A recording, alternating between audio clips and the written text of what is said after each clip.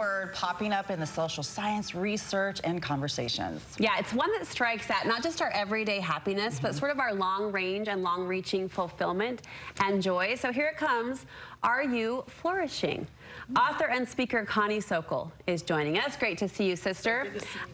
First of all, this is a Connie word. No, I love it. I love it. And we are seeing it everywhere, but the fact that we get to chat with you about it, I think, is just fantastic. And you really like this word. I do. In fact, I have a phrase, abundant blooming regardless. Like, it just feels that kind of a word that no matter what comes, you're not having this negative what ifs, you're not waiting for the penny to drop.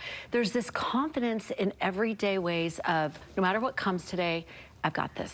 All right, so in order to fully understand the word flourishing, we need to also understand what it isn't.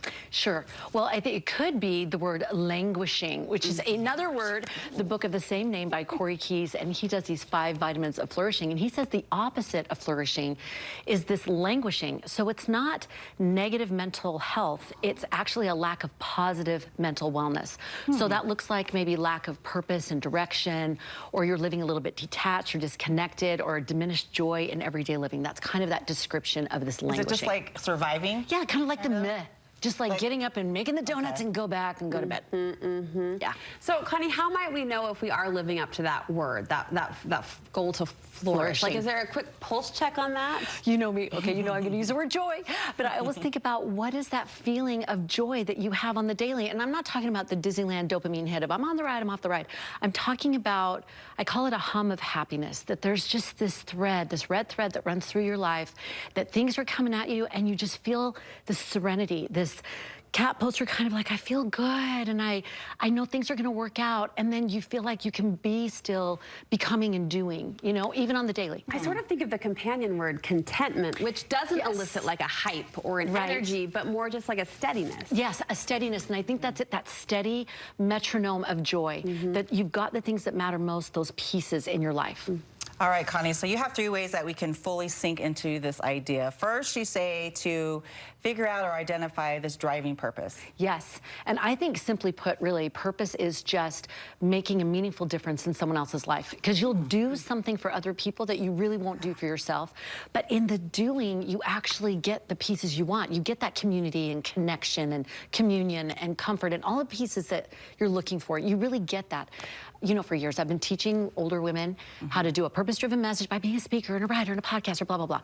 And then last year, I got this divine download to switch it to the young adults. And I have to tell you, it was like a barren desert. You know, what's funny is that in the desert, I was reading about this, the Middle Eastern desert has temperature ranges from 27 degrees to 107 degrees Fahrenheit.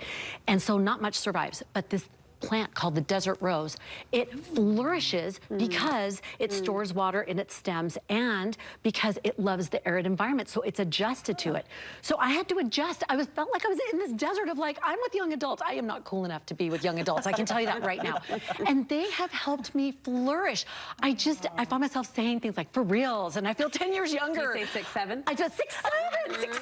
Oh my gosh, that's how I feel, that this whole side of me has flourished that I didn't even know. So a lot of times it comes from an unexpected opportunity. Well, I was going to say unexpected and unexplored in the sense that these young adults are probably craving that mentorship in different ways than older women were, and so that you can bring that new fresh energy and insight to their barren desert as well is super fantastic.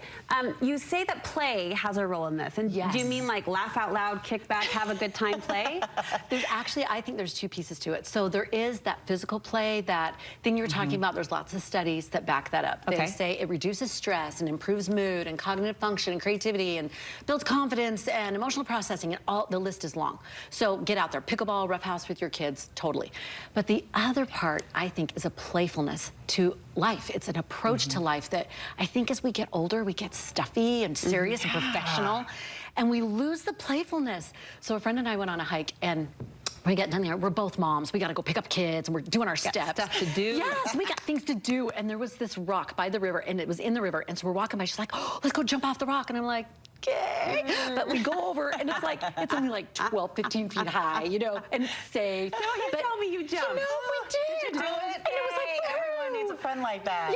Yes, you gotta have that play. Otherwise, we just get done and we get the frowns and the, we just gotta do it. And so we need that playfulness. Give us a quick 20 seconds on this last point, and that's to spiritually tap in. Yes, the spiritual practices. This was one of the 5 things in studies that showed practices are good, but spiritual practices, they go soul and cell deep. So meditation, prayer, service.